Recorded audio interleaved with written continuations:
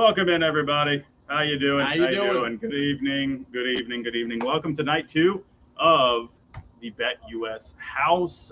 Last night, guys, we talked about quite a lot when it came to awards favorites, whether it was MVP, Cy Young. We were going all over the place with all these different players. Tonight, we're going to focus on teams for this coming year, right? Teams like the Dodgers, who had an amazing offseason, cramming in a whole bunch of talent this offseason.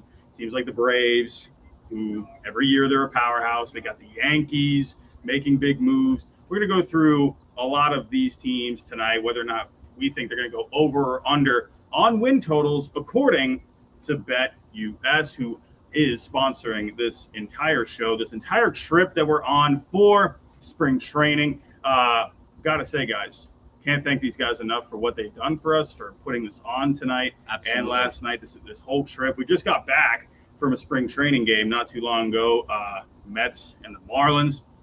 You got to see the return of Edwin Diaz. Yes. Quick thoughts on that. How you feeling? I know you're just jazzed up. Oh, absolutely jazzed up. To everyone that's watching here, Wardy and Wham, happy to have you guys here. Everyone at Robbie Hyde and, of course, Jim Ballcap Sports. Make sure you smash that like and subscribe button. If you're watching live on our replay, greatly appreciated. Yeah, we got to witness Sugar Edwin Diaz in person today. Cue the trumpets. Narco was going bananas. I've never seen fans in a spring training game get as hyped up as they did for Edwin Diaz. And then he casually struck out the side. Inevitably, I was absolutely, of course, screaming my lungs out. I don't care that it's March. Us Mets fans are beyond excited. Baseball fans should be excited to have one of the best closers, if not the best, back in the game of baseball. We're going to talk more about the Mets here on their over-under for their regular season wins, too, out of the NL East shortly, not just yet. And we'll get into their odds on making playoffs and then some, along with a lot of other big market teams. And, of course, the teams that, again, are the ones that are going to be pushing for playoffs this year. That will be a heavy emphasis in today's show. And, of course, guys, if you haven't already, make sure to click the link or scan the QR code available for you at any point. That way you sign up with our amazing sponsor, Bet US, to get all your sports betting needs, including all the future-type bets that we're going to be going over tonight. So, again, thank you guys for that. Now, Jim, how you doing? This was hectic. We were supposed to start this live almost north of an hour ago. Of course, this is what happens. We get 3 schmucks that don't know how to do the production side of things, trying to get it together, and here we are. So we're about to get this thing underway. How you feel? I'm good.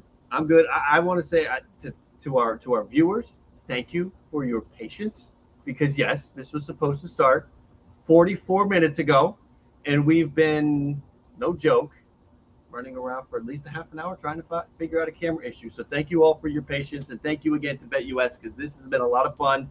Make sure 125% deposit bonus on your first 3 deposits. Link is down below. Make sure to check them out. We've been talking about them a lot on all of our channels, and we're going to dive into these AL, NL, over unders, and some of them are so good for the purpose of getting in some action. Some of these are really, really good. So we're going to get into that. Let's start. Let's go, Robbie. Robbie, we're gonna touch on some teams that are projected to be division winners. We're gonna touch on some other hot topic teams. I want to start not with the potential division winner, not with the potential best team in Major League Baseball. I want to start, Robbie, kick us off with your Red Sox. Oh. I want to go there right from the start. The 77.5 wins. Over, under. I'm conflicted because I actually feel like that 77.5 is a good number.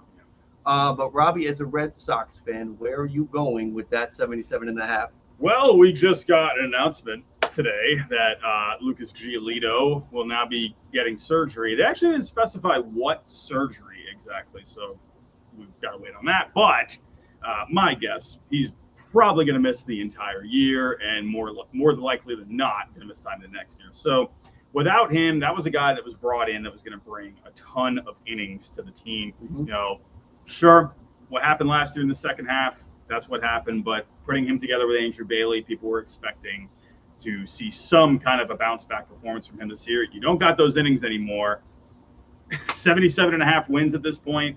I'm going to tell you, Wardy, it feels like a long shot to even get 77 wins, unless maybe they bring in Jordan Montgomery, and I keep saying that every single day. I have an obligatory post now on Twitter every day where I have to post something about Jordan Montgomery. But no, the Red Sox offense, I'm fine with the offense, but the pitching is the main story. They don't have the innings as of right now. Sure, young pitchers, it'd be nice to see the growth, but at this point, I'm looking at a growth kind of a year, a bridge kind of a year for the Red Sox.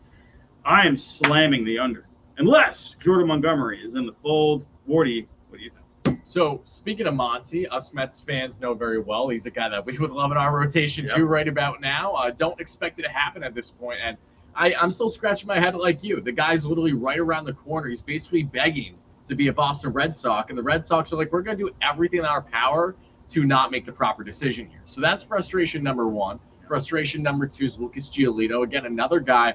The Mets were this close to actually landing. They were very close to landing Lucas Giolito. That was a godsend for LA Mets narrative that they didn't have to deal with, at least on that front. For the Red Sox, though, again, the lack of pitching, the lack of kind of identity this offseason, I think the more underwhelming thing, and Robbie, correct me if I'm wrong here, is that this is not something that Red Sox fans were really expecting. For at least us Mets fans, we knew pretty early on the offseason what the expectation would be in regards to how the offseason would be approached. They would go after some key big names headlined by Yoshinobu Yamamoto because he fits both short-term and long-term. But outside of that, there weren't many guys that really fit the bill for what they want, especially with 110% tax. In the case of the Red Sox here, this is a big market team that is not acting big market. And as a Mets fan who, of course, knows what it's like to go through the Wilpon stage, not nearly to the degree as many of you more seasoned Mets fans, but you know what I'm getting at with this, that's never a good thing, especially if you're a storied franchise like the Red Sox. So coming back to you, and then this will wrap up the Red Sox discussion here, Robbie. You know, you look at their outlook as a whole. Do you think that, again, when it comes to the odds, that they're pretty much on the money, or you're buying, you're selling? Where are you feeling? I'd say right now, they're without Giolito in those innings, because you got to think, it's not just Giolito. It pushes everyone into more difficult spots. Right. Like, people want to think, like, oh, Giolito is not that much of a difference maker. Well, no, he is. When you have to call on other guys to provide you those innings, right? Giolito, that's 180 innings right there in an entire season. That is a very good chunk. So then you're having to call upon these guys down in the minor leagues that maybe aren't quite ready yet. So it really affects them. Right now, I think 75 wins I think that's reasonable at this point. But if you bring in an innings guy like Montgomery, I'm sorry to keep saying the name, but if you bring him in, then I think you're back into the 80-win range because he provides that stability. He provides that consistency that they need. So without that guy, that anchor in the rotation, sure, maybe some of these other guys could take a step forward. I just don't see them getting past the 77.5 wins. So if I were you, I would go with the under on BetUS if you were going to go with these odds. Personally, that's minus 120 at this point. So all right, so we got Red Sox. Let's get to the Mets. We're going right to the favorites on the table here. So Red Sox favorites. Mets. 81.5 is the Mets number, Tyler. Where are you going? Over or under 81.5? Oh my goodness. I wish that we had some more open space here so I could just keep pounding this table to yell hammer. Because seriously, 81.5 with this Mets team, even with Kodai Senga being out for potentially the first month plus, this is absolutely something that I think you'd be silly not to do. Not even if you're just an optimistic Mets fan like me to an extent, but just the reality that if you've been following along with everything the Mets did this offseason, you know that they established a floor of depth that they haven't had in recent years. I think that in itself alone is what's going to help propel them. Because, look, this is the same Mets team that had everything imaginable go wrong last year with early injuries before the season even began, to offense being underwhelming throughout the entire course, still winning 77 games after being clear sellers at the trade deadline. And now you're telling me that they can't even get to 81.5? Well, yes, they don't have JV, they don't have Max, but you can argue really, how much of a difference will that make? Because at the end of the day, the Mets need to make sure that they just have as much MLB quality pitching talent as possible. And in comparison to last season, between the ailments and when they need to do the call-ups, they had guys that weren't ready to the same degree that they will be this year. So, of course, I would love a Jordan Montgomery. Of course, I wouldn't be opposed to still adding to this rotation whatsoever. But how things currently stand, even with them having potential uncertainty at DH, where you don't know what type of power consistently you're going to get from Mark Vientos, and at the hot corner of Brett Beatty, he has a lot to prove.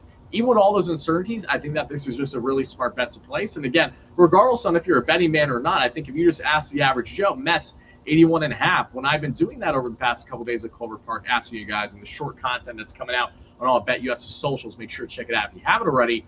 the consensus for 9 out of 10 people has been, I'm taking the over, including people who aren't even Mets fans I spoke to. So I think that speaks loudly to how a lot of people feel heading into the season. There's not a great level of optimism, but definitely one where we know that this team is going to be pushing for playoffs, and for that reason alone, it's hard to envision them not at least getting 8-1.5. I'll jump in here. Until something happens from a roster perspective, I'm going to take the under on the Mets. Oof, you schmuck. I want this team to add JD Martinez. I want this team to add Jordan Montgomery. I agree there. I think 100%. that is the difference between this team either making the playoffs and not making the playoffs. Okay. And I also think about this back half of the season. If they're out of it, you start maybe trading a piece or two, which again hurts your possible win total. So the Mets have some hurdles to clear.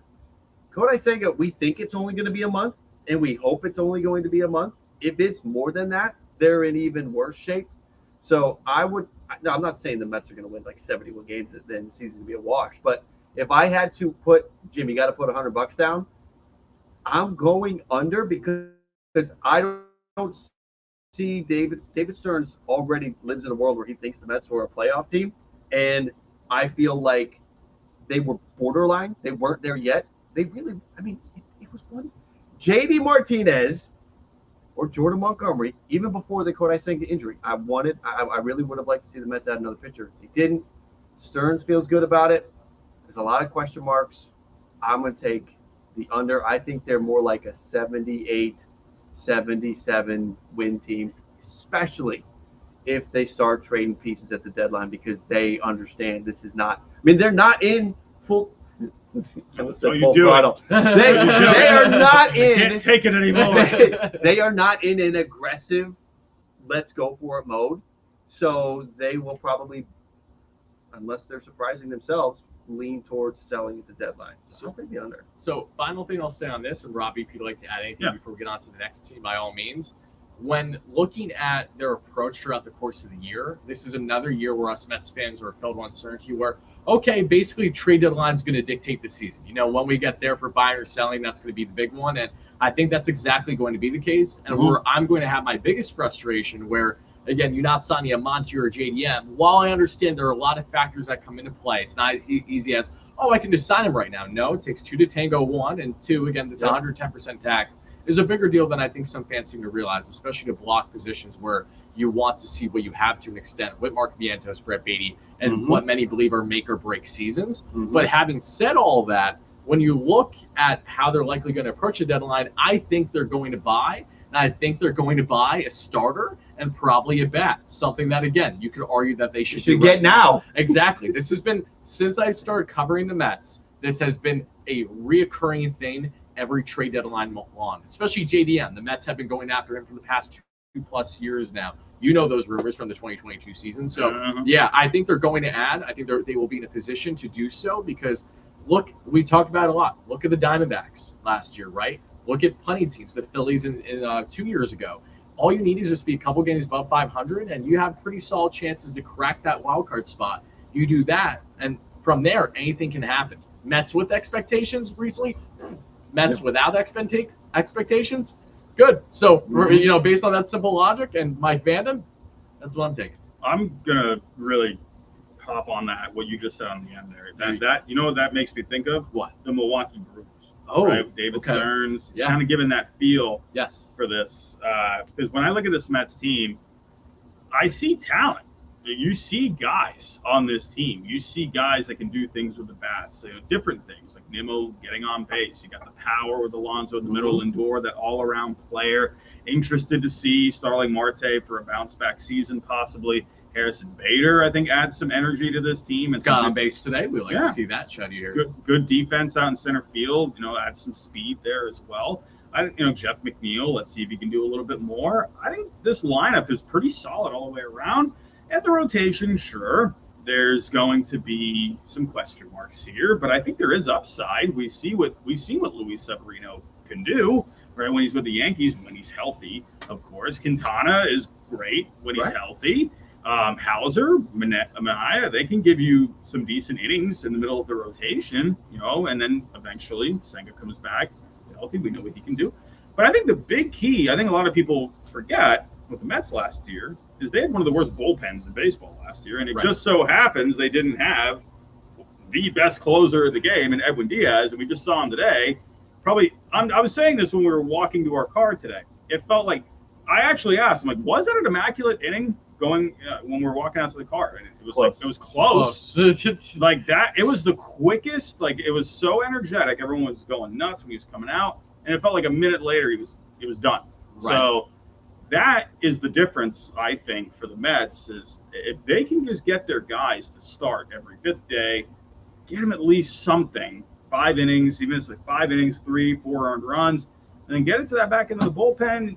I think they're okay. I think they have a pretty decent chance at making some noise for a wild card spot, kind of like that Brewers team for all those years with David Stearns, where everyone wants to pick against them, but they're there, right? Yeah. So I think they can be competitive. Maybe add something at the deadline if they're into. Okay. Final thing, quick answer: will the Mets make playoffs this year? Yes or no? No.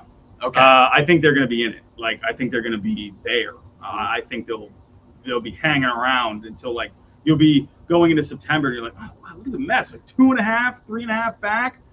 They got a shot at this thing, and maybe probably come up short. But I think Mets fans would you feel okay with that if you it never feels good? Yeah, I mean, it would all depend on the circumstances, but like if there was like clear valid reasons and like we understood it, where we weren't like pissed at the team per se doing a lack of moves at the deadline, something along those lines. Like you could clearly tell that 2025 off season, that's like the big thing. Then I can understand it more. I'm obviously naturally going to say the Mets will make playoffs this year, because not only with hammering the over on wins, but them buying at the deadline, I do again think that they, one, have the assets, and two, will have enough interest level to make the proper moves to put them in a position. Again, just got to crack that wild card. I'm not asking them to win 90 games. I'm just asking them to do what it takes to get in there, and then from there, it's a whole new ball game, whole new season. Yeah. If they go over, I think they will make the playoffs. Okay. Because there you go. So if they have 82 wins or more, you think they will make playoffs? Well, no, I think if they are tracking, I think we'll know what they are. And if they're tracking to be a team that's going to be above 500, I think they will be aggressive at the deadline. They'll buy, and that will be enough to push them over. That's because 84 got 2 teams in last year. One of them made it to the World Series.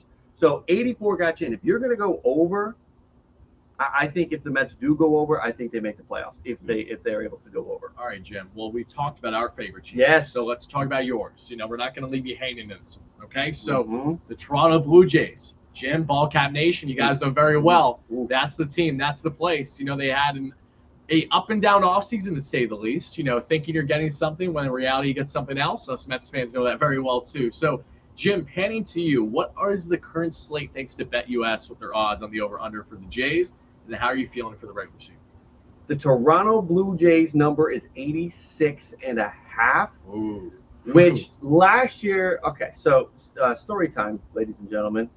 So last year, the Toronto Blue Jays won 89 games, and most would agree that based on the talent that they had, they underachieved. The team should have had a better season. Blue Jay fans saw it. The Blue Jays never had an incredible hot streak. They just kind of got through the season. They turned it on when it looked like it was going bad, and they salvaged it. They put together a decent season. So to go to 86.5, I'll get to it. I'm going over because based on last season, how they underperformed, I can't take them back.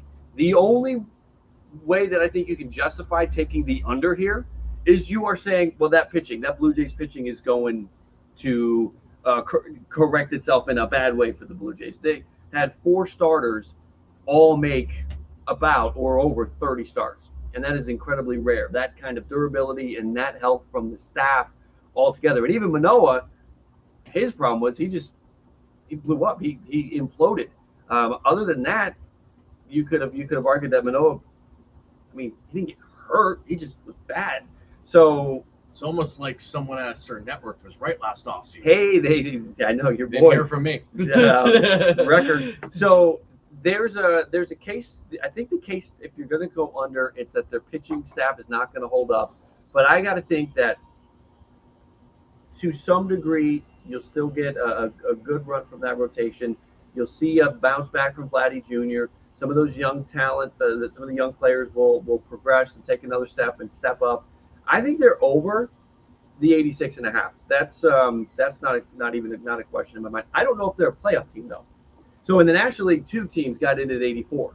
The American League, I don't know if 86, 87, 88. I mean, the Blue Jays, it was the final weekend. I don't know if going over guarantees the Blue Jays a playoff spot. What do you guys think? Robert?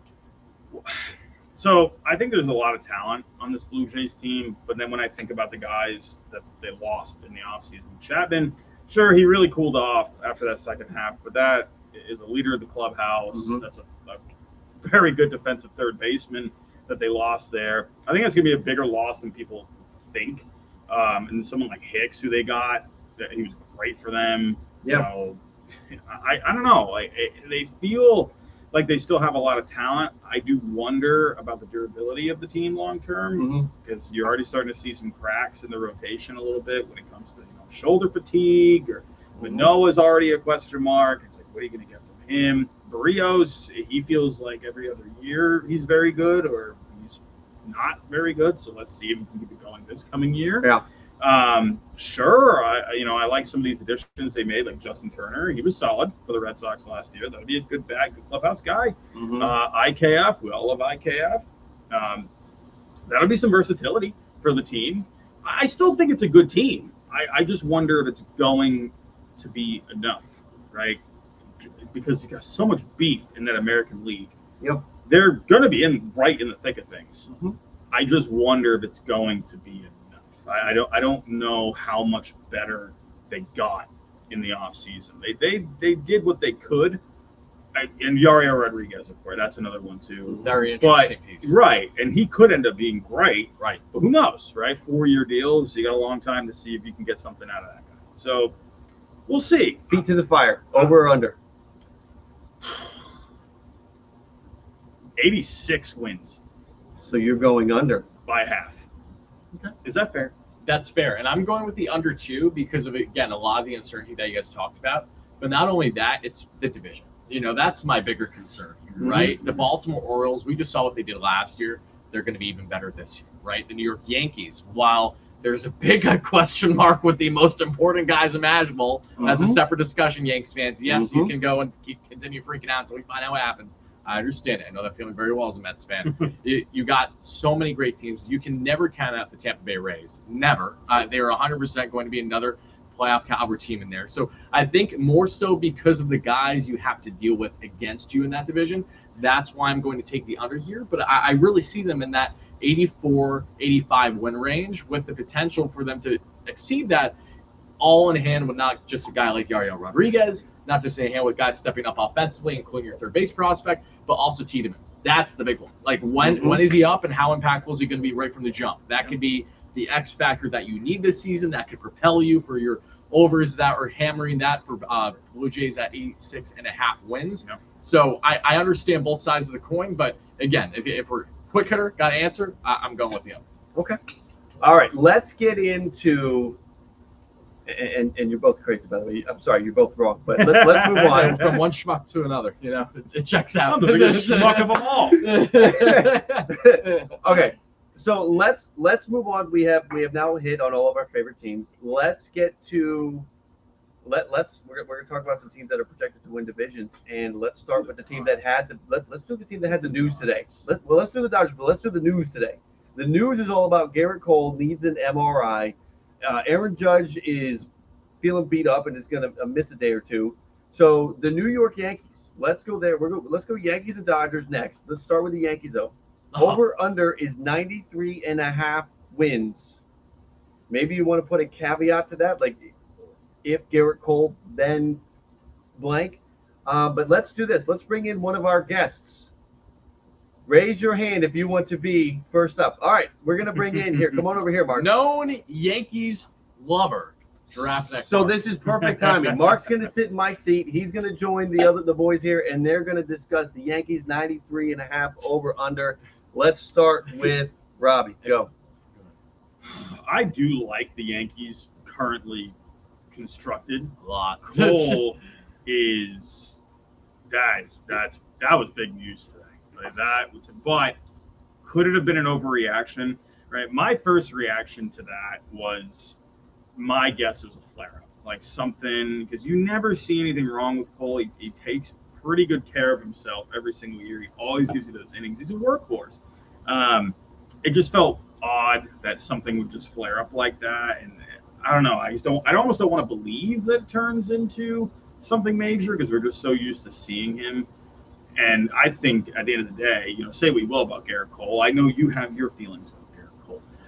But I do think he makes the game of baseball better, because he gets us all talking no matter what he does. However, for the Yankees, when it comes to the competitiveness, if you don't got Cole, your rotation, unless you really think Carlos Rodon is back and he's going to get back to the Giants, Carlos Rodon, that rotation's in trouble. And Juan Soto can hit as many home runs as he wants. They got to pitch, and Stroman, I don't think it's enough to carry it. There's a lot of ifs. I think he would be a huge loss. If they have him, I will go over. If he ends up missing significant time, unless they make a move for Snell or Cease, I think they're in trouble. Mark? This is the time where, if you've got the money, here's the value. Just take the under right now. Just take the under on the idea that Garrett Cole has blown out his arm and he's gone for the season. Because without Garrett Cole, this is the problem with the Yankees. They have a little bit of the Blue Jays popcorn muscles here, where they just don't have any depth. Aaron Judge got hurt last year. What happened to the Yankees? Didn't look very good, because they don't have the depth to fill in those spots. Same thing happens with the rotation. And listen, it's not easy. Nobody can just replace Garrett Cole. He's the best pitcher in baseball. I'll say that every single day.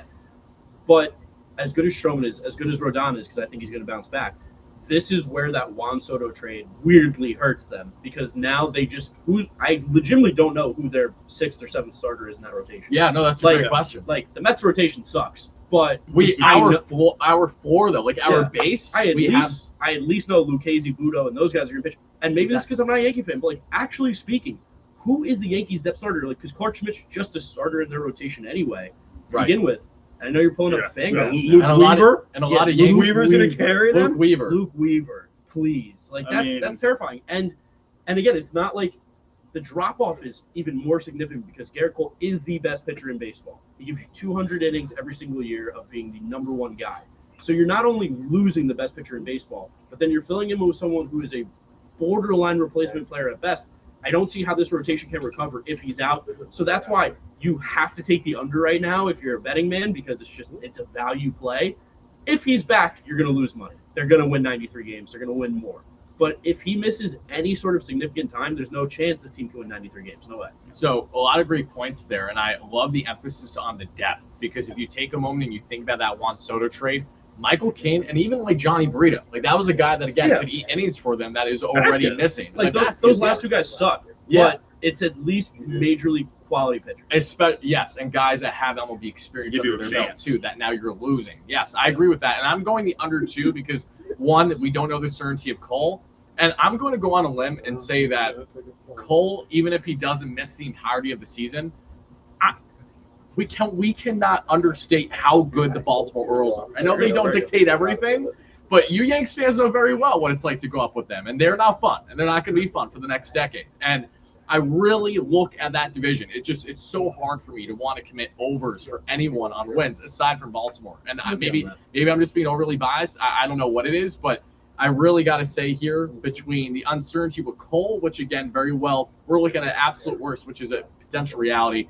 missing the majority of the season. Weren't you saying Judge had some stuff earlier too? Judge is having an issue too. He's basically beaten up already this spring. We know his foot obviously has been a reoccurring issue. We know that's been going on. There might be something else too. You telling me he can't play center field? Wow, crazy. The guy. Yeah, I know, shocking. Yes. Work in center field. We saw this. Exactly, and that's the thing.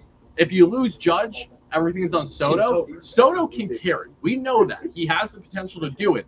But that's, again, another problem that you're having when getting into the season. This is not your initial expectation. Again, I know I reference the Mets fandom a lot, but we just know so well this exact type of feeling when you have these early expectations and then, bam, you're dealing with your best players having these ailments. So because of all these reasons and filled with uncertainty at this current moment, I'm going with the under And on the wins. I respect that. I want to bring up one thing that Yankee fans they like, and this is not biased. It's not me as a Red Sox fan. We're turning that hat around. You're hoping. See what's on that hat there. I know us Red Sox. We're pathetic right now. I get that, but here's the difference. Every Yankee fan wants to bring this up. Judge had a freak injury last year, ran into a wall. Last time I checked, Derek Jeter dove into the stands and busted his face and ran into everything. And Jackie Bradley Jr. running into things and doing all the crazy things and putting his body on the line. No offense to Judge, I'm sure, yeah, that sucked. But at the end of the day, availability is availability, right? And yes, I understand that stunk and it probably freaking hurt what ended up happening, but it's availability at the end of the day. If Judge is not going to be available, yes, he is the best hitter alive when he is healthy. Like the guy's so good. He's on another level right now. It's not fair. It's unbelievable. He really is. I'm really not trying to. I know I'm going to get heat for what I just said, but it is what it is at the end of the day. At the end of the day, when I see whatever it was, 102 games played for Judge, Great 102. it's 102, right? It's not 150, right? So the Yankees, the durability is a great point, right? And you got guys like Clayton Beeter. You got some guys. Maybe Hampton can take a step. Will Warren, maybe. Will Warren's the guy, I think. You got some guys that maybe could come in, but you're not confident about it. And when you're putting money down here on BetUS, when you're taking advantage of the great offer that they have, I'm just saying, it might not be the best idea to go over until you wait for the news. So for everyone that's watching live right now, we're on replay. Again, if you guys want to get in on the action, all you got to do is literally scan that beautiful little QR code. Not BR code. QR code. Thank you. My goodness. Shout out Bleacher Report, as always. But make sure you, of course, are scanning the QR code, as always. Oh. Yeah, that's all I got. On to the next. What a transition. All right, let's go to the team that everyone talked about this offseason. Let's talk about the Dodgers. Oh, bye, Mark. I'm not leaving. Oh, Mark's not leaving. Let's go to the Dodgers. All right. One of the most, I would say, if not the most historic offseason of all time. The amount of money spent or will spend eventually, $2 million per year on Shohei Ohtani. What a deal! What a bargain! And then the Yamamoto, Tyler Glasnow, James Paxton, Teoscar Hernandez. You brought back Ryan Brazier. You brought back Joe Kelly. Ryan Brazier, Red Sox legend, by the way. Joe Kelly Fight Club was off. Red Sox legend. Sorry, excuse my bias, but great offseason for the Dodgers, obviously. Decent. They're pretty good. I probably missed out a guy or two, honestly. But the Dodgers right now, they've been the talk of the town. Where are we going here? The line as of right now is 103.5. That's pretty good. For me personally, they added a lot of depth, right? Because pitching depth was the big thing for them last year. Sure, Glasnow, you hear Tyler Glassarm a lot. I see on Twitter. That's kind of funny to me. But then, James Paxton, he's had some, all these things going on for the last few years. He came back pretty solid last year, but then he clearly wore down after that. They had their durability concerns, but they've done what they can to shore that up, especially with a guy like Yamamoto. That should be pretty decent. I'm going to go over on this one because as well as they're getting back Walker Buehler. I keep forgetting about him. I think he's a big X factor for them. Big X factor. Their pitching is going to be much more deep this year. Obviously, Ohtani, Freeman, Betts, that's great. Rest of the lineup, they're going to do their thing too. Bullpen, it's a great looking team. The question always with the Dodgers was the durability, and they shored it up. I think they're going to go over on the 103.5. Morty, what do you think? Yeah, I think this is an easy over for me because I just think of recent seasons over the past 5 years. Teams have hit 100 to 105 wins. Most, if not all, those teams were worse teams on paper than this LA Dodger team. And the Dodgers, while they haven't had necessarily the World Series success outside of the Mickey Mouse ring in 2020, and yes, it was Mickey Mouse, they have been absolutely dominant in the regular season. And I don't see why that would change whatsoever this year. If anything, that's just going to continue. Between Yamamoto and also the fact that you just got Teoscar Hernandez just sitting there too in that lineup, like Mookie Betts, the fact that you have to shift him as your everyday shortstop just to have basically a short all-star at every position is telling of just how talented this Dodger team is. So For all those reasons, I'm easily going the over here. I can easily see this team getting north of 110 wins. That's how confident I am with the Dodgers during regular season. Going under. I'm going under. Okay. I was talking to you guys earlier about like betting baseball. Giraffe neck hot take. Yeah, and I was like, dude, the unders are so much fun in baseball. They're not sexy, but like the unders are just good. And at 100, 103, right? 103 is what they're at. Mhm. Even in a perfect season, it is so hard to win 103 games. Like you're Yeah. like 2 out of 3 in every series is not enough, I think, to get you technically to 103. I think you might be a couple short. So that's with things going perfectly. And it's not that I don't think that they can. Like this roster is insane. It's one of the best rosters we've ever seen, especially in like our lifetime. Right. But you're talking on like Tyler. Like let's go on the negatives now. Tyler Glasnow doesn't throw any innings ever. Walker Buehler coming back from a major injury, hasn't thrown in 2 years. Clayton Kershaw is starting the year hurt. He doesn't have a shoulder. He's hurt.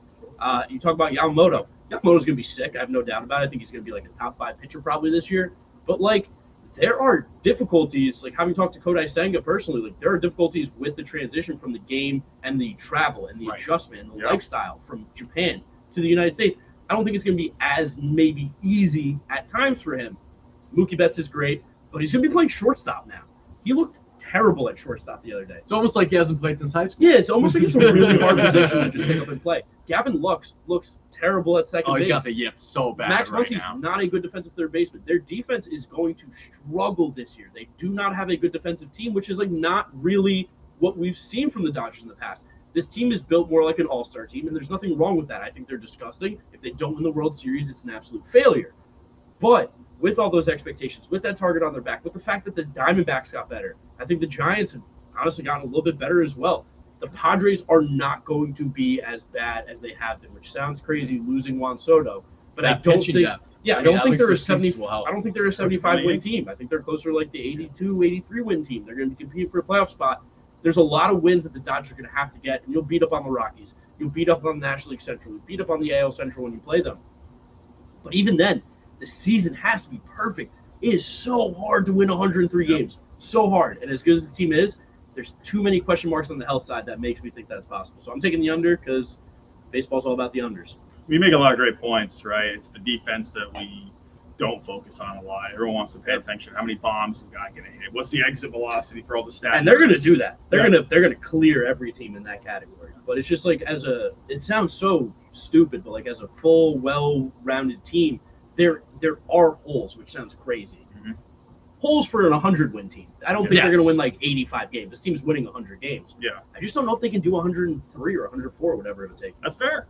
That's absolutely fair. That was good. I love the difference there too, because Yeah, like we can I'm negative. like so confident on them hitting the over this year, so that if they don't, again, I wouldn't be shocked because every time I feel like I know for certain what's going to happen in a baseball instance, it comes back to bite me a lot of the Baseball time. season. So again, if you're on the under, make sure you hammer. If you're on the over, make sure you hammer. Whatever it is, and even if you're not betting, wherever you guys stand on the over-unders, make sure to let us know in the live chat and, of course, in the comments down for people on replay as we're coming at you live from the Bet US house. Myself, that was just Draftneck Mark, and we got another awesome guest coming in here in a second. Robbie Hyde. We have Ball Cap Sports Jim with the thumbs up, but he's passing the baton here now to Mike from Stark Raven Sports. And again, if it wasn't for our great friends here at Bet US, then none of this is possible. We're attending spring games, making awesome, fun content, interacting with fans that you guys have seen on their socials, I'm sure. And we have plenty of fun content, including what we're doing today and tomorrow. So make sure you're on the lookout for all the fun stuff, MLB futures related. We're pumped up for the regular season, regardless on if our teams are expected to do. Spring's in the air. Baseball's back. You can't not feel good. And speaking of being back, and speaking of a team that Mark had just mentioned, why don't we go to the Giants? Yes, Right. let's go to the Giants. Let's stay Yeah. in the division, right? Let's talk about their offseason they had. They had, in my opinion, an excellent offseason. I thought they did a lot of good, right? My big prediction going into the offseason was Bellinger to the Giants, right? Bat, that's going to be an impact bat for them, gives them a little speed. But instead of going that route of adding a big impact bat, they went for someone like Jung-Hoo Lee, who's going to be more of a contact guy at the top of the lineup, adding that power and Jorge Soler. But they didn't stop there. They added a great defensive guy in Matt Chapman, who will give you a little bit of pop, reuniting with Bob Melvin. They added an interesting piece in Jordan Hicks, right? Let's see. Who they're stretching out as a starter. Yes, Yes. that was the crazy thing, right? When we first saw that. The big thing with him in the past is keeping the control in check, right? Limiting the walks. So let's see if they can figure something out. They had to have felt pretty confident about adding him. They got traded for Robbie Ray. So they made a lot of moves. I got to turn it to you, man. How did you feel about the Giants offseason? And right now, the over-under from BetUS is 81.5. How are you feeling? First of all, thanks for having me back. Yeah, I just man. want to open off by saying that. Appreciate Of course. being with you all today. I think the Giants improved a lot. I think they're a team to watch. I think that lineup is sneaky awesome. Look around the diamond. They've got a lot of good pieces in there. We're not even talking about guys they had like Lamont Wade is a pretty good player still that I've not heard anybody say this whole thing with him. You know who they brought in. You know they brought in Lee, Chapman, Soler. Yeah. I think the Giants are an over 500 team. I think they're a playoff team. To be perfectly real with you. I think they have a lot of talent. We haven't talked about Patrick Bailey either. Like, Love that. Very Great point. good Yes. catcher position. Teams with good catchers normally get a lot done too, especially if you have a lot of other things with the Giants. They do. Isn't it crazy to think too that since Buster Olney, that Patrick Bailey now looks like the next big thing when you look at the pieces that have been there? It's not. Did I say Buster Olney? I was like, where are you going with? I know what my you report- enemy, nemesis. I don't care. I was like, is there Buster some like, Posey, the article only- I don't know about? Buster Posey, the only good Buster between the two. Go ahead. Wow, I don't know how to bounce off that. But, I do think the Giants. I'm hearing from behind.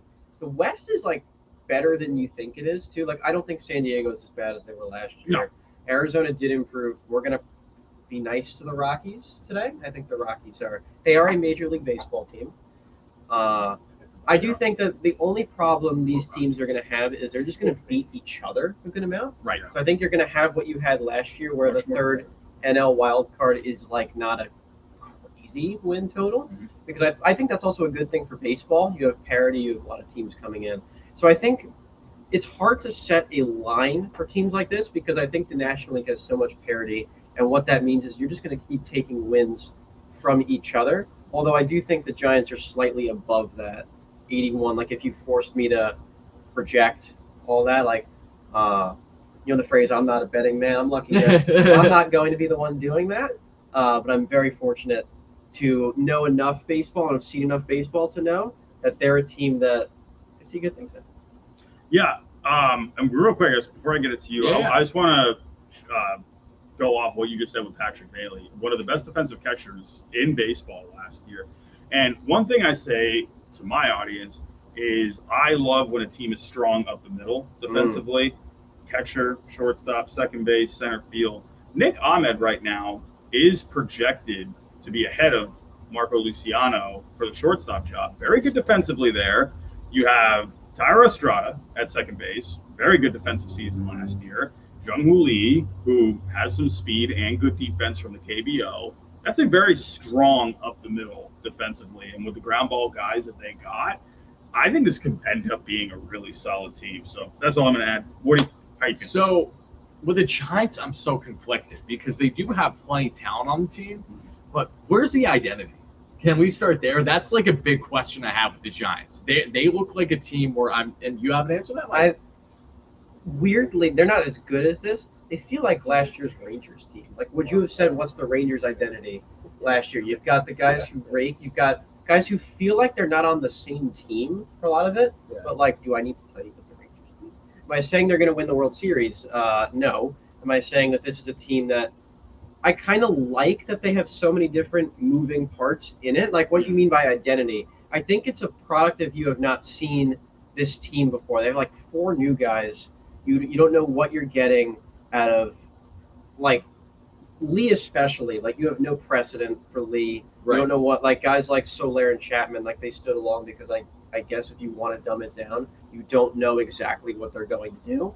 So I think that's exactly what you're getting at. Oh, 100%. I think by, like, April 15th, you know what this team is potentially all about, because I think it's just simply a matter of seeing 9 guys on this list in a lineup together in a game. So where I disagree is the April number, because I think I think this will be a situation where we find out more a couple months into the season. For all we know, the Giants might get off to a hot start, but I'm left with a lot of question marks. I really like the move that they did for Robbie Ray too, which a lot of people forget about too. Once he returns from injury, that's an exciting piece alongside Logan Webb in that rotation. But I'm still, again, left questioning with a lot of things with the Giants because, okay, you bring in Matt Chapman on that one-year deal, platinum glove, but what was he after April last year? Absolutely nothing. He was a gaping hole on offense. What is he going to be, especially where he's playing half his games in a park, which isn't necessarily the easiest when it comes to offensive production if you're not named Barry Bonds. Jorge Soler, which they brought on instead of JD Martinez because JD said no, that's a big bat. I think that's a really nice pickup for them. I'm just curious again, though, how he's going to transition there in that ballpark. And then Jung-Hoo Lee, I have a lot of good things to say about. I was in favor when the Mets scouted him. They were pursuing him. A lot of teams were interested. Lee, the big question, again, is that power. And the big thing is, this is, once again, a park where I just have some reservations. So that is why I, even though I'm going to go with the over on the wins, I think they're absolutely above 81.5 win team, even in that stacked NL West. I don't, however, necessarily see them making playoffs, and that's where I'm going to have a lack of commitment. Yeah, right now with me and the Giants, you know, like you brought up with identity, right? It's kind of one of those things, even the players don't even know what the identity of the team is going to be once you start playing, right? You got to get the games under your belt. You got to see how you guys mesh. And then, of course, spring training, get a feel for it. You got a lot of different characters on this team. Like Jung-Hoo Lee, if you saw his press conference when he got introduced, he was a funny guy. He was like, oh, do I look good? Right? He looks like a guy that's pretty funny, right? A guy that's just going to bring people together. You know, you got all these different characters in here. But you got leaders like Chapman, right? Patrick Bailey really emerged as a guy for them last year. And don't forget about Michael Conforto, right? This is a guy, you know, he missed a lot of time. He did okay last year, but let's see if he can take another step, right? And then the bullpen, you got one of the best closers in the game in Camille Duvall. Both Rogers twins. You got the Rogers twins. I mean, not bad. And, you know, I mean, Alex Cobb, and he should be back at some point. So let's see. I think the Giants are interesting. Now, for me, if I'm going back to these odds, 81.5 for the San Francisco Giants, I'm going over. I think they are at least an 85-win team, in my opinion, as of right now. Let me ask you this then. Will there be a Giant this year who is the first righty to hit a splash hit? Oh, is Jorge Soler or Matt Chapman the eluded right-handed hitter to hit one of them? There's a guy. I'll buy that. I'll buy that. Yeah, Soler, buy that. 100%. He's got the power. We all know it. He's an absolute dog when he's right. And Mike, as always, thank you so much for chiming in. We appreciate it. Thank you guys for having me. Yes, and now we'll bring in the man that you know is supposed to be part of the whole thing. He wanted to take a dip for a minute, but he's back, and that is Jim at Ballcap Sports. Jim, so dry. Jim, you know, we talked about a lot of teams here, and we have a couple more we want to get into. We won't be too long-winded in tonight's show, but I think now let's talk about a team going back to the AL East just for a second, because we got to talk about the Baltimore Orioles. It would be very silly not to. I mean, come on. I mean, O's fans, all the O's fans watching this, I'm with you. I'm riding with you. I got 100%. I'm riding with you all through the season, baby. I wish you guys the absolute best. And not when you play my Mets, but aside from that, I'm rooting hard for you. This O's team, Jim, take it away. Well, how are you feeling right now in their over/under? I think they're getting dogged and disrespected. 90.5 is just not. I mean, that would be a terrible season for this Baltimore Orioles team. Wow. I don't think they're going 100. I don't know if they get to 100 wins again, but I think the floor for this team is 92, 93. So I'm taking the over. I'm very comfortable with that number. This pitching staff, there's a Kyle Bradish question mark, but you bring in Corbin Burns, you have another progression year from Grayson Rodriguez. There's some good talent in that pitching department. The bats, a lot of them are young, so you're going to see them maybe even go up another notch. You got Jackson Holliday, who's going to maybe make the club out of spring training. There's so much talent, so much to believe in with this team. I'm going over, and I'm not thinking twice about it. Robbie. Well, so this is where I want to play a little devil's advocate, right? Because now it was funny. I was on Baseball Reference the other day, and I looked at their expected win-loss total. When you cram all the numbers in, you crunch all the numbers, they were expected for a 94-win season last year, based off of luck factors and whatnot. Mm-hmm. So I was interested in that. And then I look at the back end of the bullpen. Batista was huge for that team last year. So good. Now you got Kimbrel. He went out early though. Batista did go out rather. He was right after the All-Star break. He was so good though that he was at least a 2 Fangraph WAR guy. So that's a big loss that in my opinion. Kimbrel I think should be fine at the back end of the bullpen, but I wonder if it gets a little dicey sometimes. Sure. And then Bradish, I think losing him, if you end up losing him for a significant amount of time, I think that definitely will hurt. But then I look at someone like Grayson Rodriguez, who could definitely take a step forward this year, in my opinion. Look out for him. And, of course, Corbin Burns. I mean, he's going to bring you all the stability that you need. And Jackson Holliday is really interesting. Really excited to see what he can do. Unfortunately, homering off of you guys the other day.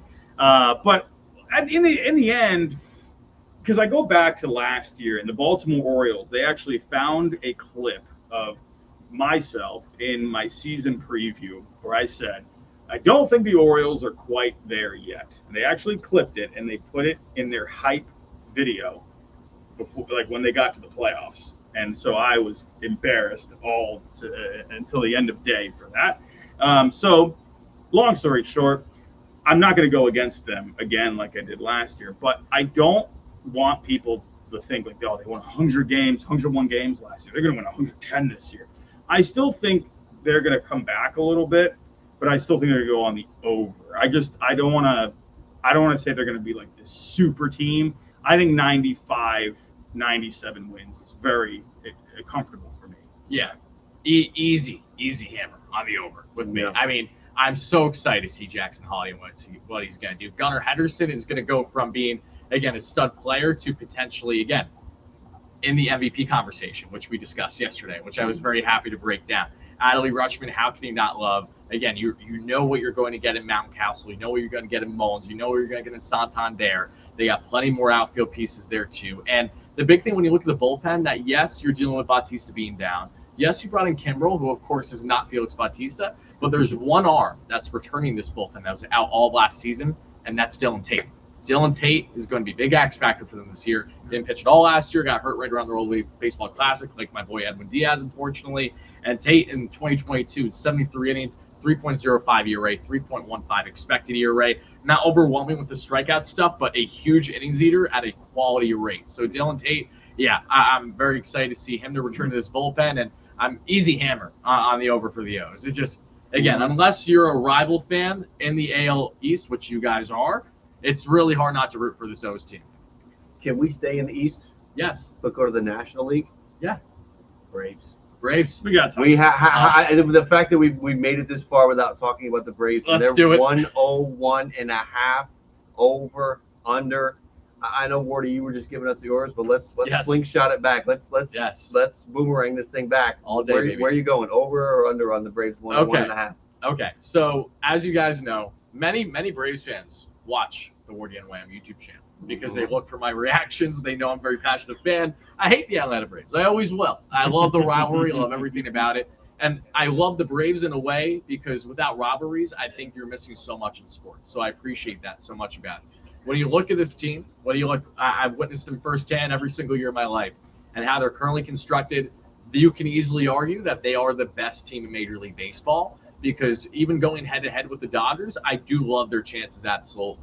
And when you look at we're at 101.5 on the over-under, the Braves this season, that's really tough because, again, as Mark was saying earlier, just to get to the 100 mark is difficult. But I think the NL East, with the Phillies being the only other true, clear playoff contender, that's going to help bode well for this Braves team. It might call me crazy, but I am sniffing that over. I think that actually could make a level of sense. Wow. And man, oh man. I mean, the rotation too, it might not seem initially as good as what you thought. Led the way by Spencer Strider's off to a great start this spring. But Chris Sale is going to have a really good year for the Braves. I think for certain he's going to bounce back. I think he's going to stay healthy.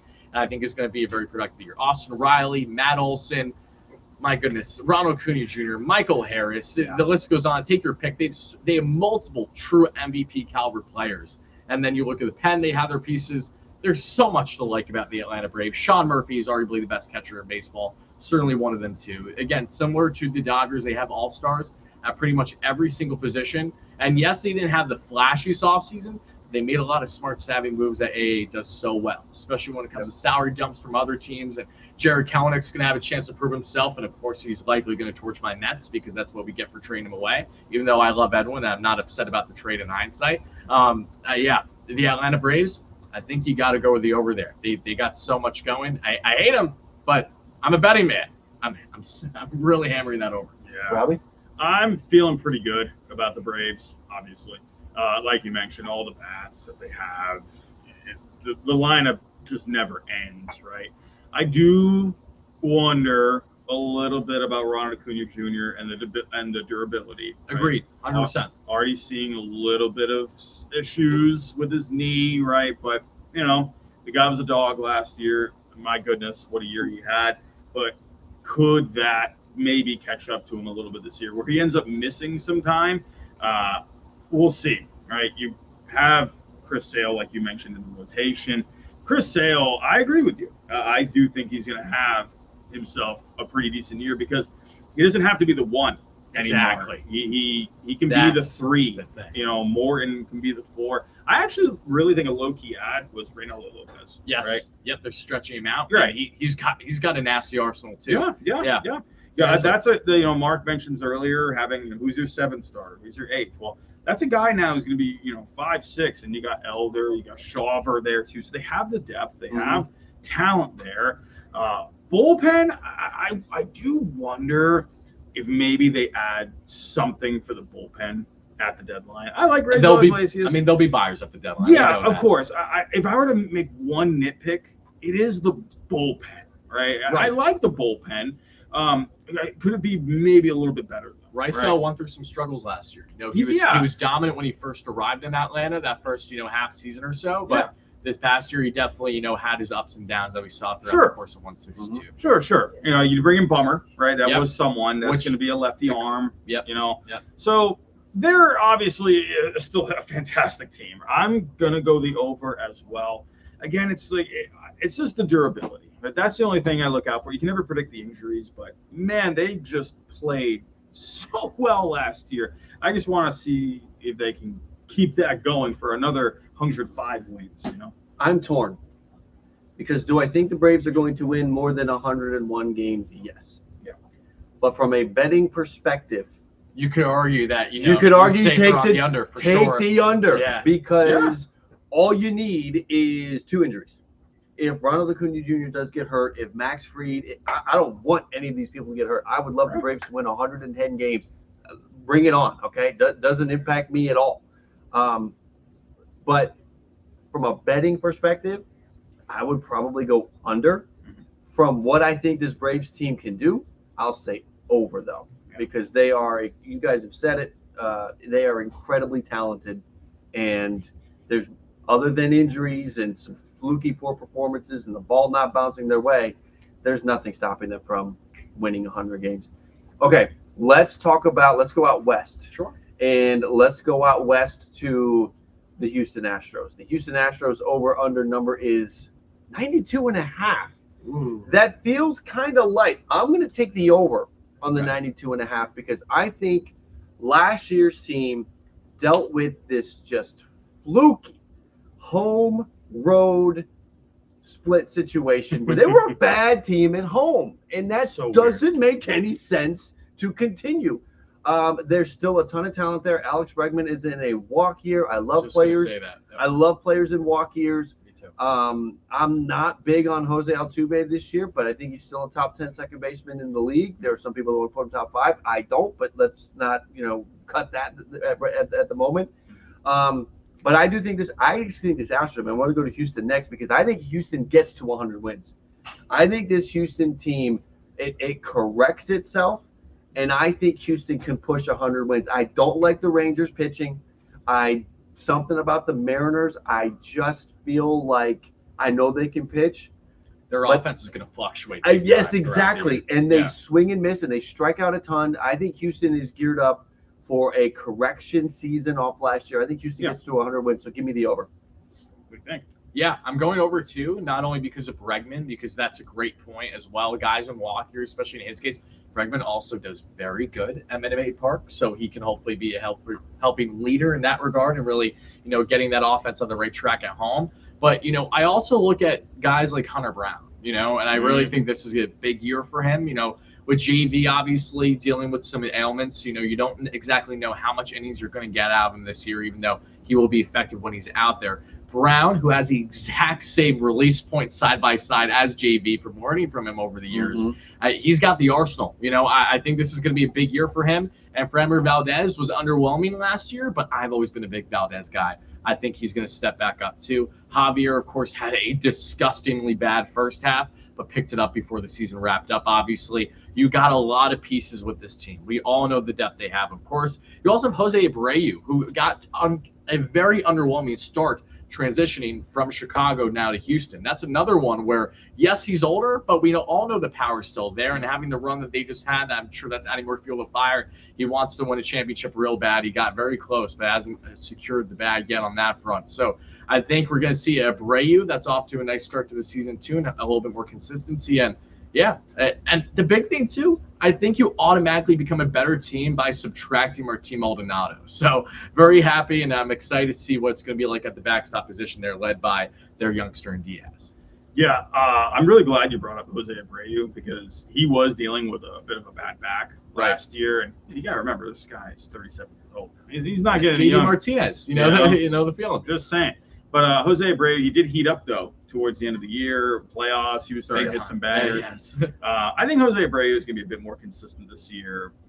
When you're injured with a back, trust me, my grandpa self knows a thing or two about a bad back, so I know what that can do. But the lineup is still great. Altuve, Bregman in a walk here. Jordan Alvarez. Alvarez is a monster. He's one of the best bullpens of baseball.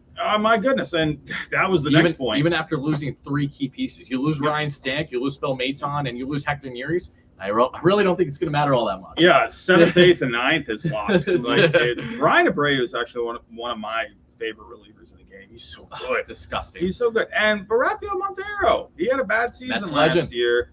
Get back to what he did a couple of years ago, and then you got the 6th, 7th, 8th, and 9th inning locked down.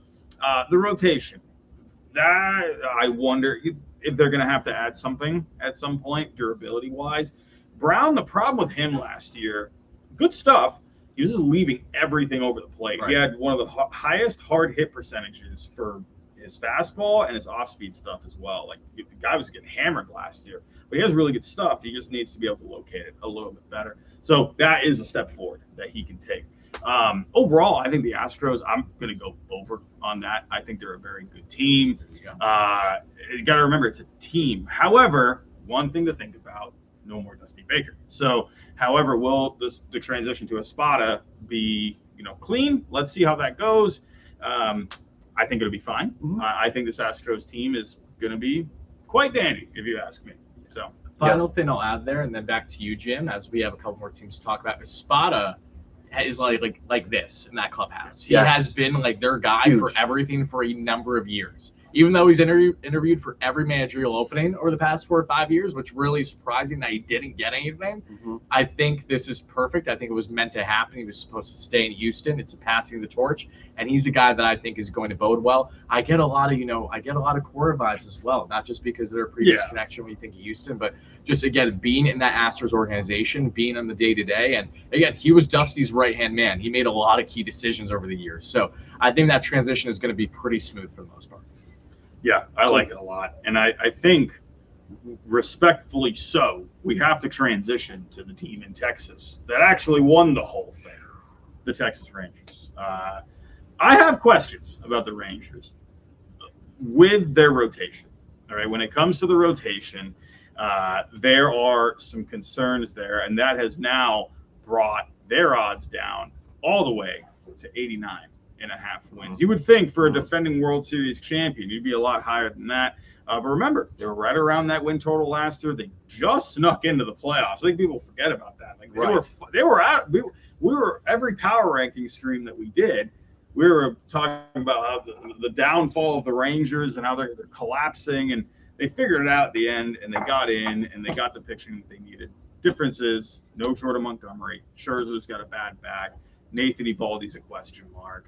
you got question marks all over the place with the rotation. You added a couple of bullpen pieces, a couple of veteran guys. Kirby Yates, that's one of them.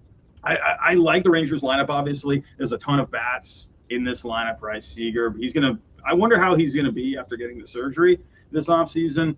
But there's just bats all over this lineup. And Wyatt Langford, I think, is going to be a very easy pick for Rookie of the Year. That guy's bat is unbelievable. I'm so excited for him. But I'm concerned about the pitching, right? So I want to see what you guys think. What do you think? You are only concerned about it? I freaking hate the Rangers pitching. He said it, not me. I hate it. I can't. You think it's the Mets because they're waiting for Jake and Max to come back in the second. I would take the Mets rotation over the Rangers rotation. Holy shit! Okay. Cody Bradford, Dane Dunning, Andrew Haney, John Gray. I've never been a Nate Eovaldi guy, and I was proven wrong last October, and I have. Yeah, I Eovaldi's have a dog, that. but when's he gonna break? It's October. Exactly. Yeah. I hate this Rangers rotation. I'll wait to do. Did you do your over under? Hold on. Did you? Yes or no? You didn't, right? I did not. I did not either. Let's play a game. Let's all go through our take, and then we'll just rapid fire. Okay. We'll go Wardy, Robbie, me, and we can maybe react. I'm interested to see if we're all on the same page here. Tyler, what's your So my take on the Rangers, they may just take a step back. Not only because of the issues that they had the offseason when it comes to spending, like the fact that Josh Hader seemed like such a lock to go there, and for them to not only lose out on Hader, but for him to go to the worst possible option for them in that division, the Houston Astros, that stinks. They brought in David Robertson on that 1 year, $10 to $11 million deal. Love D-Rob. He had a really nice first half of the season with the Mets, and when he went to Miami, didn't have the same success, but I think that also went in hand with that proper fit, that he really enjoyed his time in Queens, and he didn't want to be dealt at the time. So I'm sure that played a factor. But you look at this Texas Rangers team, they have so many weapons. We know that. But look, they just snuck in last year, had their run. They're, in my opinion, on paper, a worse team this year. I think they're going to have a really, really, really good final couple months of the season once they get those pieces back. If they get Max back and he is locked and ready to go, if they get Jake back and Jake is able to be effective, that is going to be X factors. But they're going to have such a World Series hangover in the first half that goes in hand with what I'm about to say. All right, shout out to Richard. Thank you for joining the Ballcat Nation Gold Group. Michael, thank you for the 25 months. Michael is over on the Jays, under on the Dodgers. Again, thank you both. And then we also had a super chat, perfectly timed, from Big Business, who asked about the Rangers, just as Awesome. Robbie brings up the Rangers. I love it when that happens. Big Business, late to the show. Have y'all talked about the Rangers? I think they take a major step forward offensively. I agree with that. This is the same opening day rotation as last year. You like Seager MVP 10-1 personally. I like Seager as an MVP. I do think they take a step forward. I didn't like the rotation last year when it started. I don't like the rotation now. I'm just worried about that. Big Business, thank you for that super chat. I do appreciate you, my man. Okay, so let's go through. Start with Tyler. Come to And we're Robbie, at then to me. 88 and a half, right? No, 89. we are 89 and a half. And again, last year, this team, with everything, with that lineup, with adding the pieces they added, 90 wins. Are they better? 40? One No. word. Under. Oh, we're just going to – One word. Under. Under. Look There at we go. that. It's a clean sweep on it. Now, could they still make the playoffs? Yes. Yes. Because yes. just I we're saying, expect them to still make playoffs. just because we're I would going like to under- make that clear. Yes. because we're going under. Like, I cannot, with this pitching comfortably, I can't take the I over. think this And is I wouldn't such have last this year is a either. safe bet too. I think too, just given a lot of the uncertainty and the circumstances. You'd say that's crazy for the reigning World Series champs, but again, it wasn't like they had an easy going throughout the course of the 162. And playoffs is an entirely different animal. We all know that. Mhm. So I wouldn't be shocked they have great success in the postseason again this year. But it's what you do up until that point. That's what we're focusing on here tonight. So that's why we're going with the under. Yeah, and one more thing I want to add about the Rangers. I saw someone in the chat. That's what I want to say. He said basically the rotation is, and I think the super chat said it too. The rotation is basically the same as last year, but again, it's No, a DeGrom.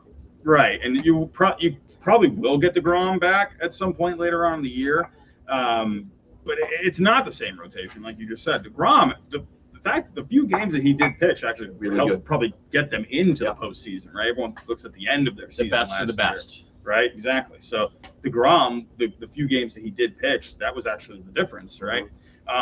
But again, Eovaldi is a question mark. Trust me, I know. A former Red Sox legend, I know. But they only had one pitcher last year break 160 innings, right? And that was Dane Gunning. You do have Cody Bradford replacing Martin Perez, but Cody Bradford, that FIP was, 4.6, 4.7 last year. So, how much more, really? I mean, sure, I guess you can just say you're swapping him out with Martin Perez, but I don't know. Scherzer with the back, I don't know. I don't feel confident with the rotation. I feel like I have to apologize to Big Business because he comes through with the super chat. And you And then literally I just dragged his absolutely team took on the floor. The offense dump is amazing. on the Rangers. Okay, so let me put it this way. Yes, I think the offense is amazing, and I agree with you on Seager. I don't love the rotation, and my whole point is this: I think the rotation. A lot of times when I crap on teams, I'm doing it almost from the perspective of a fan. Right. I want your rotation to be better. I think it should be better, and I think they have failed you with this rotation. And if you like the rotation, more power to you. I don't. If I'm a Rangers fan, I look at that rotation and I'm thinking to myself, this will be the reason why we don't make the playoffs. If this rotate, because this rotation is not good enough. They should have done things. I know there was financial issues with the RSNs. Something should have been done because to throw this rotation out there is a joke. Trade for Shane Bieber. Shane Bieber's making what, 13, 14 million bucks for the Guardians this year? Do you think the Cleveland Guardians want to pay Shane Bieber that much money? Probably not. And the Guardians have, outside of Shane Bieber, 4 great pitchers in that rotation. They could have traded for Shane Bieber. They have the prospects to trade for Dylan Cease. They could have traded for Corbin Burns. They were perfect trade partner for Corbin Burns. They didn't do any of that. So for that, Rangers fans, when I do that, I'm upset for you. I'm not trying to drag your team through the mud. I'm upset for you. This team's rotation should be better. Oh, final thing I'll say too. This is not regarding the Rangers, but this is regarding a team that is not far from the Texas Rangers, and that is taking things back just for a second. Don't got to change your graphic or anything. NL West, Arizona Diamondbacks. Diamondbacks fans, anyone watching this right now, the over/under is 83.5. Brutal. That is absolutely ridiculous. Criminal. Literally, I'm going to place a lucrative bet right now on this. This is The so mortgage stupid. is going on The that. mortgage is going on this thing. That's actually ridiculous. Joke's on you guys. I- I've already put my life savings in. There you go. So yes, just to briefly touch on that, Arizona Diamondbacks, 83.5.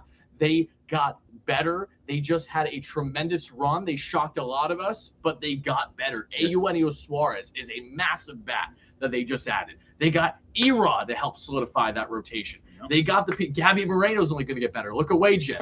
You got a lot of pieces there. Jock, All right, Jock Peters. 83.5. Hammer that bad boy. So No. easy.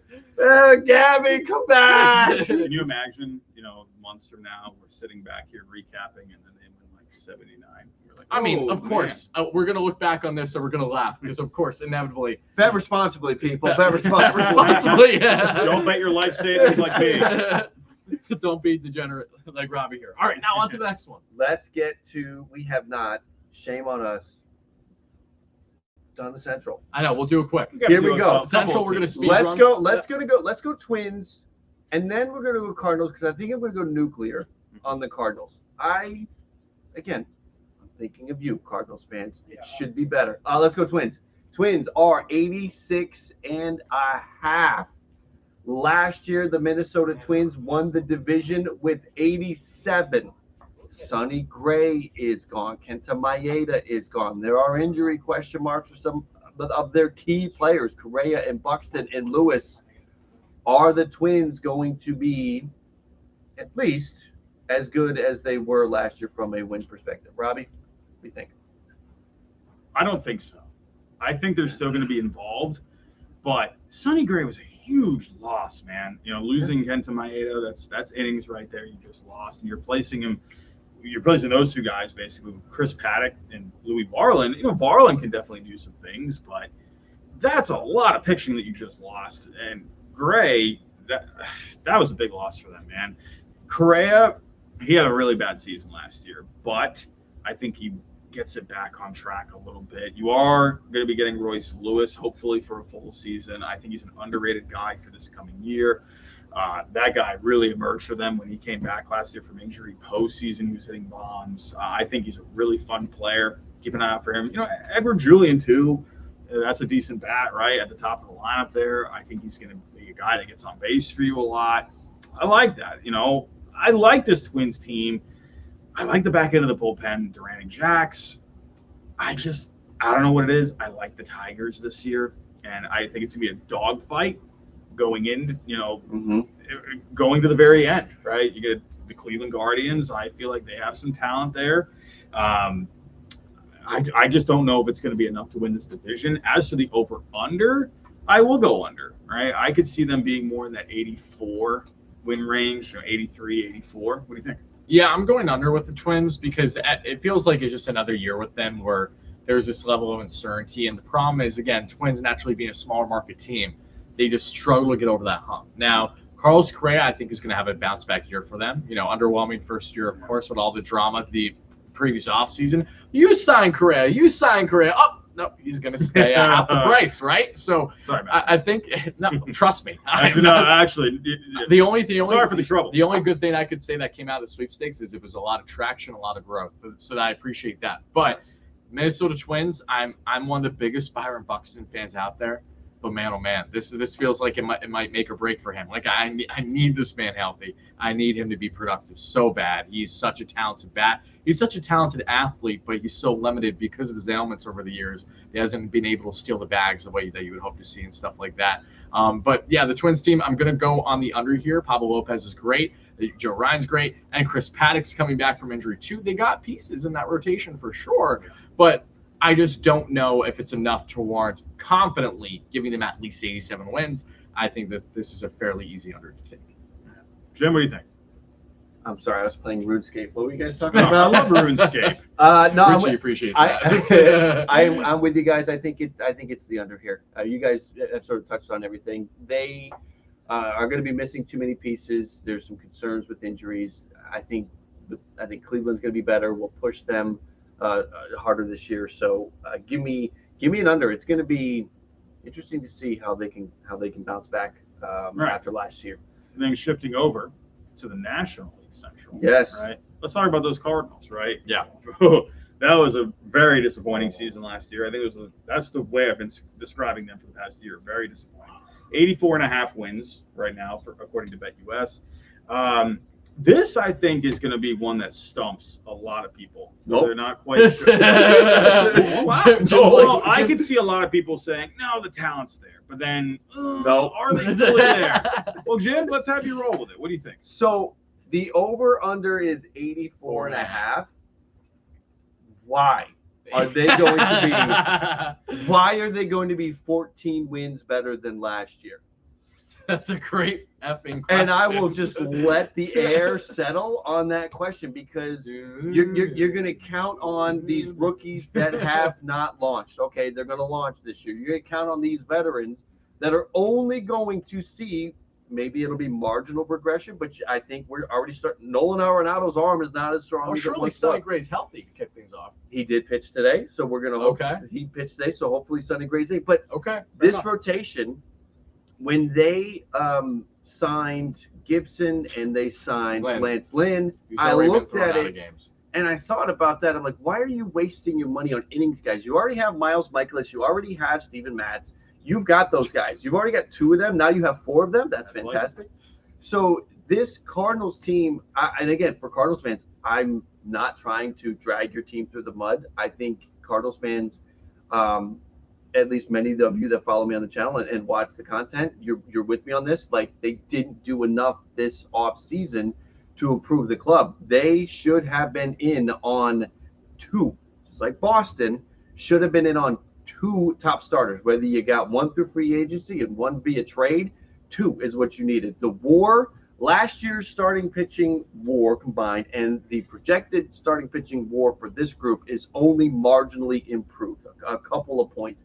It needed to be drastically improved, and it's not. I think Oliver Marmol is a problem. That clubhouse was held together by Molina and Pujols. They were both gone. Nolan Arenado has given quotes. I love when all the players get back, They were putting mics in their faces, and so many of them were not in midseason form yet. So Mike Trout's talking about how he wants them to add more players. Nolan Arenado's talking about how the rookies ran the clubhouse. There was not enough of a veteran presence. He was talking about Matt Carpenter coming on board. So the Cardinals, Oliver Marmol obviously is not either showing the leadership or getting his guys to step up and be leaders, the veterans. So there's just, why would they be 14 wins better than last year? So after all of that, hard under, I think Oliver Marmol's done at the end of the year. I think John Mozeliak is in big trouble at the end of the year. And the Cardinals, I don't think they need to go into a rebuild.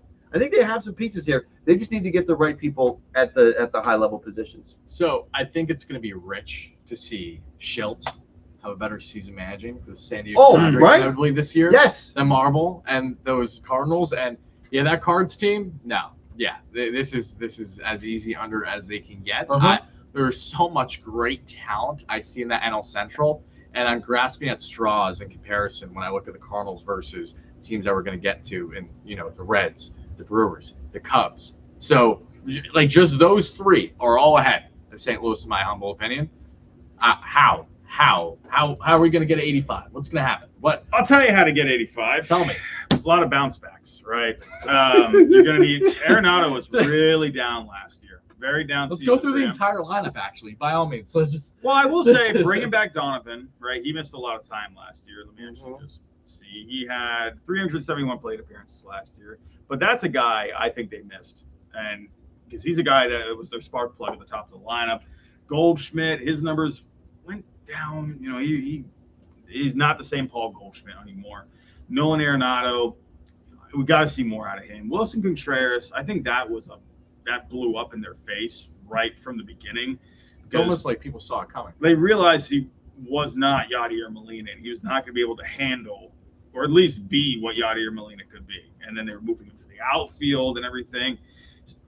So I wonder if maybe these guys are right.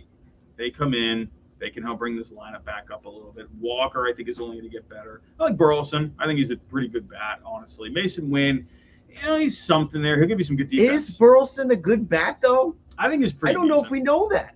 Continue. I'm sorry. I don't mean to interrupt. He's shown, in my opinion, he's shown some pretty good stuff. Obviously, this is going to be a really exciting year for Walker. I am excited for Walker. Big year for Walker. So many of their rookies have not hit. If he doesn't, and I don't mean like hit, I mean just clicked, launched, got it. I mean, we have not, Dylan Carlson, no. Lars Nootbaar was supposed to be the breakout. Now I know there was some injury, but we keep having, whether it's injury, whether it's poor performance. Matthew Liberatore has not made it, but he didn't click either. So many of these rookies, player development, so many of the rookies are coming up and not making it. And so to see Jordan Walker, it's his rookie year. That's what we want to say. He hits bombs. We all know that. But what is he like? This is year 2 now. Show us that you're not like the rest of these Cardinals prospects that have come through lately and just not long. I agree.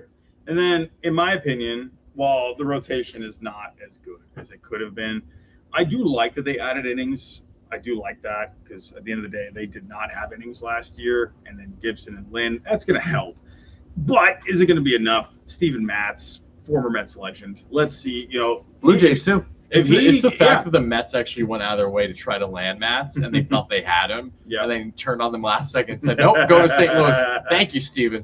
So really appreciate it. There's a lot of bounce-back potential there. And then the bullpen, I actually feel like they added some pretty good pieces to the bullpen. Kittredge, Keenan Middleton, right? Fernandez is an interesting case in Kittredge is not going to be the weapon. No, I don't think, but he is a veteran guy that has had a lot of success in the past. However, is this enough? I don't think it's going to be able to get to that total. I think you will see an improved team. I just don't think it's going to be where this line is. I think it's going to be under. Right. Agreed. You know how they can get over? Fire Oliver Marmol tomorrow. Hire Yadier Molina. It needs to be done. Your season turns around. I'm such a wagon. I will hammer the over if Yadier Molina is Oliver the manager Marmol right now, watching the stream, pointing like Leonardo DiCaprio. This guy. Yep. Exactly. He's watching the stream because he's not doing his damn job right. That's what I'm Exactly. saying. Yeah. He should be. He's more concerned watching a betting calculating. stream at the moment. Don't do the Pete Rose thing and bet on your own team Yes. against your own team, please. I mean, in the case of him, you probably would want that, right, Jim, if you want him out. So, Well, hey. Yes, to that's each what their you own. need. That's what you need to do. To get a little whiff of something, do an investigation, and next thing you know, Marvel's out. Well, guys, we're starting to approach that 90-minute mark. And any last words? I think it is a blast doing this with you guys, doing this together, all three of us. And I'm happy that we get to do it one more time. And that is going to be tomorrow night. And we are going to be talking about, we're going to stay on the teams, but we're going to dive into postseason, division winners, World Series, all that fun stuff. That'll be tomorrow night. It'll be our last stream together. So make sure you are back here for that one. And we will hopefully, fingers crossed, the baseball gods will shine down on us and we will not have more technical problems. And this thing will run nice and smooth. And we'll actually start on time. The stream will be earlier tomorrow, too, than the Yes, it previous will nights be. by multiple hours. So when we're saying just sometime, probably tomorrow midday, evening, be on the lookout. Yes. We're going to get the stream all set up. Yep. And again, thank you guys all so much for watching live on a replay. That's Jim at Ballcap Sports. Make sure you hit that like and subscribe button. That is Robbie Hyde. Make sure you hit that like and subscribe button here at Woody and Wan. For my Mets fans and baseball fans as a whole, appreciate you guys. Thank you And so much for thank watching. you, before we go, very important. Thank you to BetUS, the BetUS house. This has been a ton of fun. This has been a blast. Make sure to check out the links in the description below. 125% bonus on your first 3 deposits. Now, 1, not 2, 3 deposits, 125% bonus up to $2,500, minimum $100 deposit. Baseball futures, like we're talking about right here. Football futures, basketball, hockey, the whole thing. I do have a super chat that just came in last second. KD, thank you. I bet on Junior Caminero for AL Rookie of the Year. He's got sit down today. Is this bet now? Is that Mike? I thought is that Maybe Mike from that's Stargrading it. Sports? He literally It's not his started burner account, folks. I would not say that is toast, but if he's still not up after like a month, he may not be able Right. to catch up with the rest of the group. Agreed. And that's all I have to say about that. Everyone, thank you for joining us tonight. Thank you, Always guys. greatly appreciated. Again, make sure to check that description down below. Take advantage of that great deal. Everyone, thanks again. We'll talk to you next time. Peace out, everybody.